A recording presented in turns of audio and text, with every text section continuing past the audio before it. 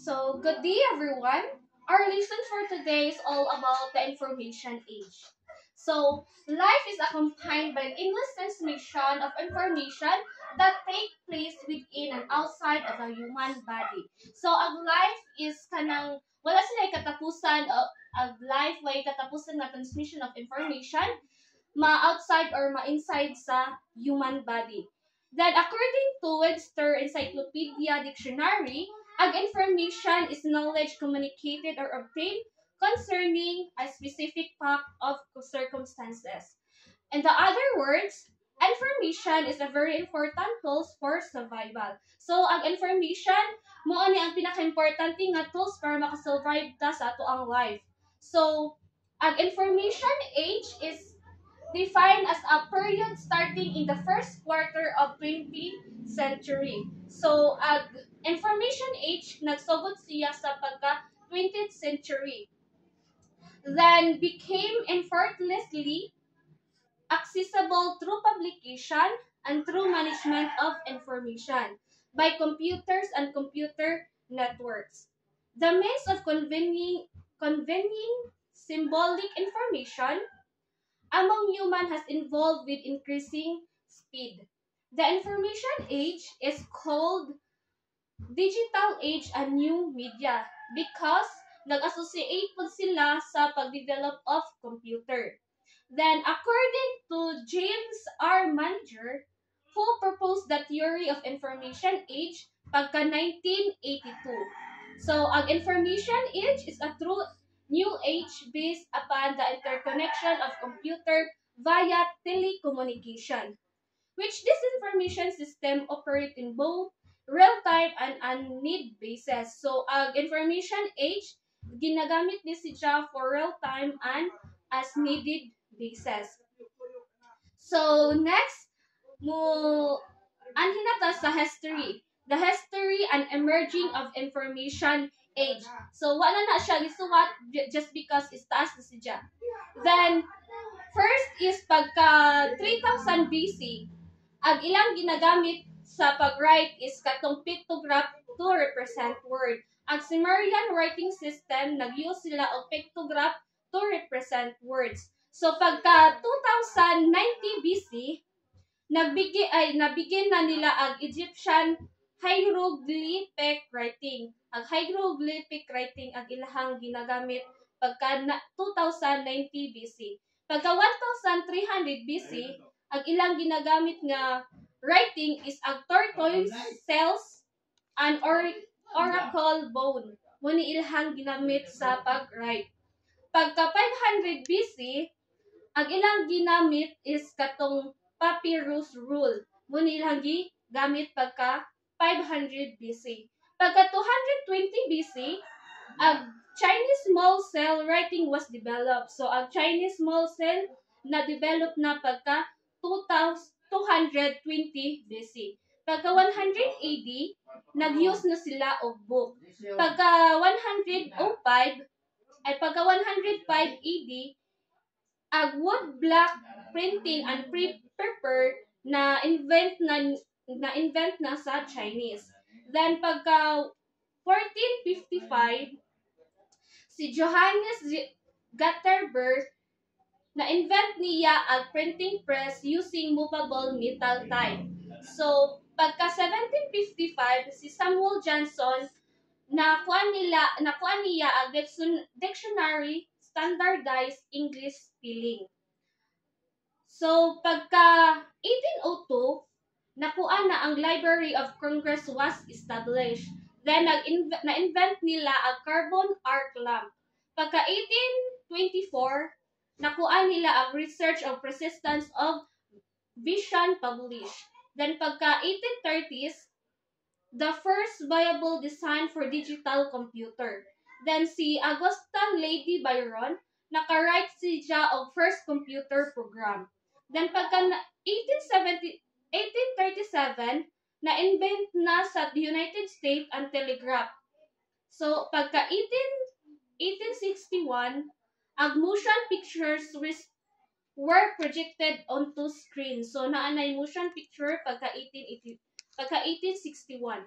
Pagka 1876, si Dewey Decimal System was introduced. So, ang decimal system na introduce na pagka 1876. Pagka 1877, si Muybridge demonstrate the high speed of photography.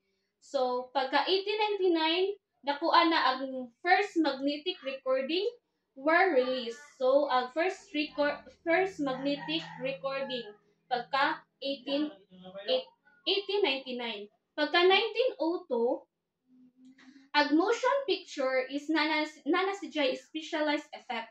So pagka 1906, si D. Forrest na-invent niya ang electronic amplifier tube. So pagka 1923, ang television camera tube na-invent na ang television camera tube. Pagka 1926, nakuan ang first practical sounds movie. So, nanay practical sounds movie pagka 1926. Pagka 1939, naka-schedule na sa television broadcasting ag United States. Pagka 1940s, beginning of information science as discipline. Pagka 1945, si Vannevar Buss Warsaw naka-invent si Jia og hypertext. Pagka 1946, ang ENIAC computer was developed. So, ang ENIAC computer na develop na si Jia. Then, pagka 1948, na tao na ang field of information theory nga gi-propose ni Claude E. Shannon. So, pagka 1957, si planar transistor was developed by Jane Horney. So, ang planar transistor na develop ni Jane Horney. So, pagka 1958, ang first integrated circuit. So, nakuan ang first integrated circuit. Pagka 1960s, nakuan ang Library of Congress developed. So, nakuan na ang Library of Congress developed by L.C. Mark. So, pagka 1969, ang Unix operating system was developed nga nag-handle siya og multitasking.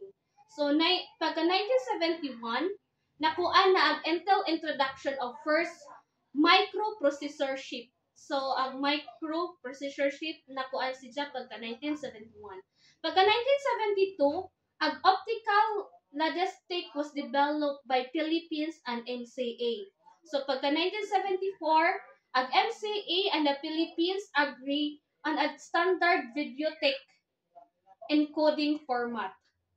Then, pagka 1977, nakuha ng Altair microcomputer kit was released, the first personal computer for public. So, pagka 1977, nakuha na ang first complete personal computer. So, pagka 1984, ang Apple Macintosh computer was introduced.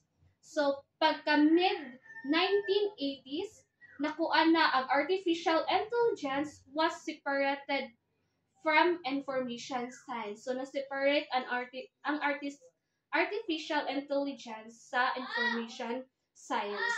Pagka 1987, ang HyperCard was developed by Bell Atkinson Receipt Back Metaphor. So, pagka 1991, ang 450 complete work of literature. Then, pagka January 1997, ang Internet Security cracked for a 48-bit number. So, mauto ang the history of emerging of information age. So, let's forward for evolution of man and information. As a man involved information and its dissemination has also involved in many ways. So, ang information na disseminate siya in many ways. So, eventually, we no longer keep them to ourselves. Instead, we share them and manage them in different means. So, ang information, gina-share and manage in different means. Information got ahead of us. it start to grow or a rate we have unprepared to handle. So, ang information is ning broad sidya, ning daghan sidya. So, naglisod na sila og kanang naglisod na og manage ag naglisod na sila og manage sa information. Mo nang si Richard Werman ginatawag nila og information anxiety ag kanang panghitabo. So, even though nga naay kanang circumstances sa information, we we can still say that the information is very important tool that help improving our way of life.